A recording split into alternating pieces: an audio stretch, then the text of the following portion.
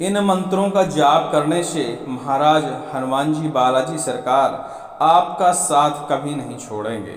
इन मंत्रों में इतनी शक्ति है कि महाराज जी आपके ऊपर कृपा करेंगे और आपको ऐसी ऐसी शक्तियों का प्रदान करेंगे कि आपका तो भला हो ही जाएगा, साथ में आप परोपकार भी कर पाएंगे।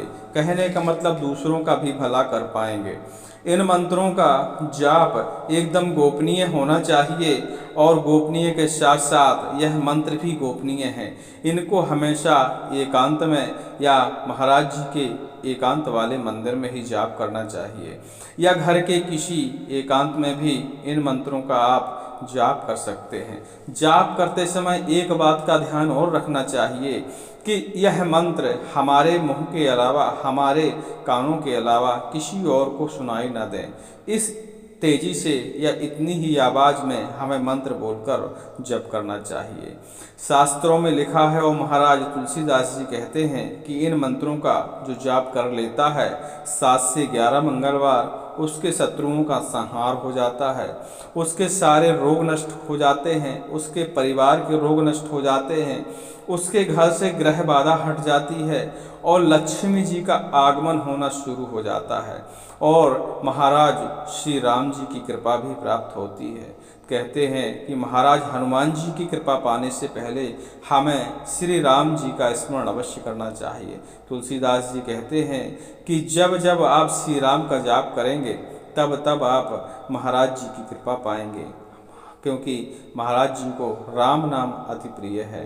कहते हैं जब तुलसीदास जी राम नाम का जप कर रहे थे तभी उनकी मुलाकात श्री हनुमान जी सरकार बालाजी सरकार से हुई थी और उन्हें सद्बुद्धि और ऐसी शक्तियाँ मिली थी जिसके कारण उन्होंने रामायण की रचना की। तो हमें अब शक्तियाँ अर्जित करने के लिए या अपना भला करने के लिए, अपने कष्टों को मिटाने के लिए इस मंत्र की नित्य 11 माला आपको जाप करनी चाहिए। अब नित्य का मतलब ये नहीं है कि आप डेली करें, आपकी श्रद्धा के ऊपर आप हर मंगलवार कर सकते हैं, हर शनिवार को कर सकते हैं।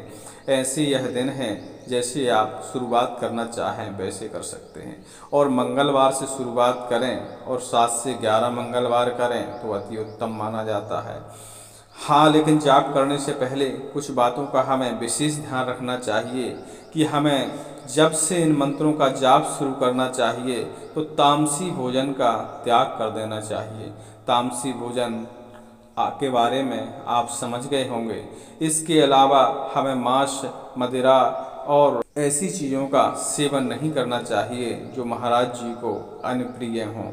और इसके अलावा हमें ब्रह्मचर्य व्रत का पालन करना चाहिए और कोई भी साधना या शुरुआत करने से पहले हमें श्री राम जी की एक माला अवश्य जप करनी चाहिए। इसके साथ साथ ही आपको महाराज तुलसीदास जी का भी स्मरण करना चाहिए, क्योंकि इन मंत्रों के रचयिता तुलसीदास जी ही हैं, लेकिन उन्होंने इन मंत्रों को गुप्त रखा और कुछ ऐसे शास्त्रों में, कुछ ऐसे लेखों में छोड़ गए ताकि भविष्य में किसी न किसी को यह मिल जाए और महाराज जी की कृपा उसको मिल जाए। क्योंकि यह मंत्र यदि सब कोई जाप करने लगा तो सबके पास जब महाराज जी की कृपा हो जाएगी तो उसमें कुछ पापी भी होंगे, कुछ पुण्यात्मा भी होंगे, तो हनुमान जी को बहुत बुरा लगेगा। तो उनके इस तरह इन मंत्रों की छुपाने का मतलब यही था कि किसी पुण्यात्मा को ही यह मंत्र मिलें और इनका वो जप करके महाराज जी की कृपा पाए और अपने अंदर ऐसी बुद्धि विकसित करे ताकि वह खुद का उपकार करके दूसरों का भी परोपकार करे, दूसरों की भी मदद करे, दूसरों को भी कष्ट हरने में सहायक बने। इन मंत्रों को हमेशा तुलसी की माला में ही जपना चाहिए। तुलसी की माला आपको आसानी से पूजा पाठ की दुकान में मिल जाती है, वरना आपके यहाँ घरों में जो तुलसी सूख जाती है उस तुलसी की माला आप बना सकते हैं या बनवा सकते हैं, आसानी से बन जाती है। मंत्र कुछ इस प्रकार हैं कि इनमें से आपको एक मंत्र चुनना है। अब कौन सा मंत्र चुनना है वो आपके ऊपर निर्भर करता है, क्योंकि मंत्र अपने अपने सुर के ऊपर निर्भर करते हैं कि हमको हमारे मुंह से मंत्र का सुर, किस मंत्र का सुर सही निकलता है। तो अपने हिसाब से आप मंत्र चुन लीजिएगा और अपनी समस्या के अनुसार भी मंत्र चुन लीजिएगा।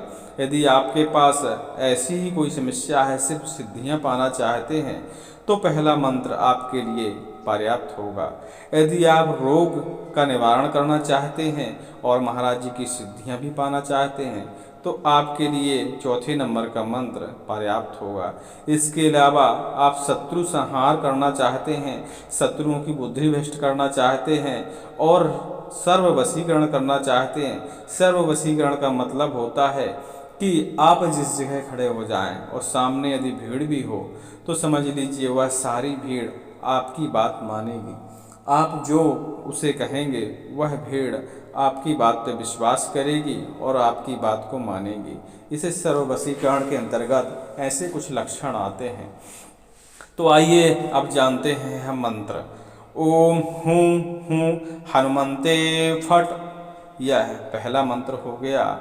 इस मंत्र से महाराज जी की सिद्धि की प्राप्ति होती है। इस मंत्र को यदि कोई आजपा जप लेता है तो उसे महाराज जी की सिद्धियों की प्राप्ति होती है, ऐसा शास्त्रों में लिखा गया है। ओम पवन नंदनाय स्वाहा, यह दूसरा मंत्र है। अब ओम हनुमंते रुद्रात्मकाय हूँ फटो, यह तीसरा मंत्र होता है।